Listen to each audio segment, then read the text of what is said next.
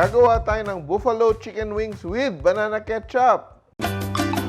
Simple, luto na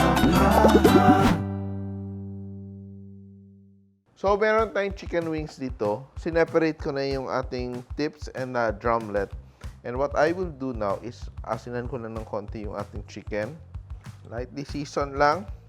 And maganda nito ay iwan mo siya ng 15 minutes or even overnight, no? So you will have a juicier, more flavorful chicken. And gagawin natin yung ating batter. Very simple yung gagawin natin. Ay mag-combine lang tayo ng eggs and flour, no? So ito siya para kapit na kapit talaga yung ating breading mix. And now we will add it to our chicken. Don't worry kung may konting lumps, that doesn't matter. Yan. Very nice. And we will prepare our breading. So ngayon gagamit tayo ng ready-made Big Crunch breading mix, and we'll just put it into our dish. Yan. And I have preheated my oil. We're just going to coat it and fry. Parang dalawa yung kailangan ko na breading mix. And I will combine flour to my Big Crunch. So now we have enough breading mix for 1 kilo. And we will just begin to fry. So ito yung style ko mag-fry ng chicken wings. Sinasabay ko lahat ng drumlets and sinasabay ko din lahat ng wing tips. Ayan.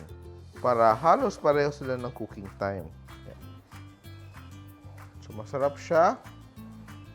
And our chicken is frying. Hindi natin rin na-rush para talagang lutong-luto yung loob ng ating chicken. So, itong recipe na to is part of the UFC 50th Anniversary Cookbook and contribution to ni Camille Cruz, who is an engineer pero aspiring chef and barista din daw siya. O, di ba? I will now make my sauce. I've heated up my pan and I will use a tablespoon of margarine, melt that margarine, and I will saute my garlic. Super linamnam nito. Yan.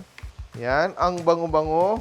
And now, it's the time we will add our favorite tamis-anghang banana ketchup.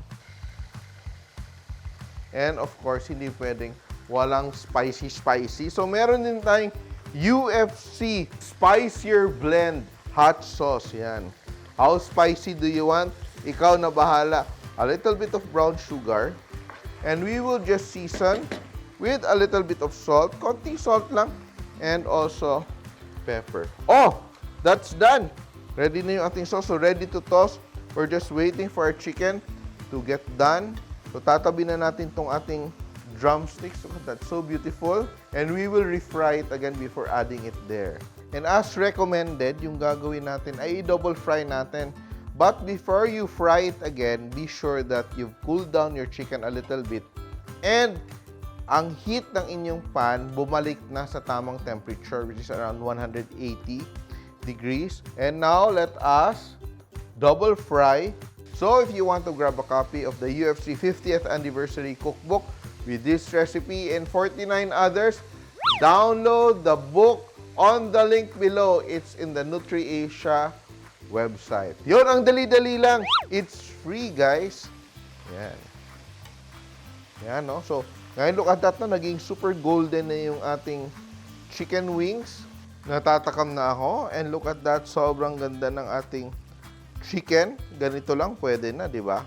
Pero of course, with the sauce, it's going to take your chicken wings to the next level. Now, we're ready.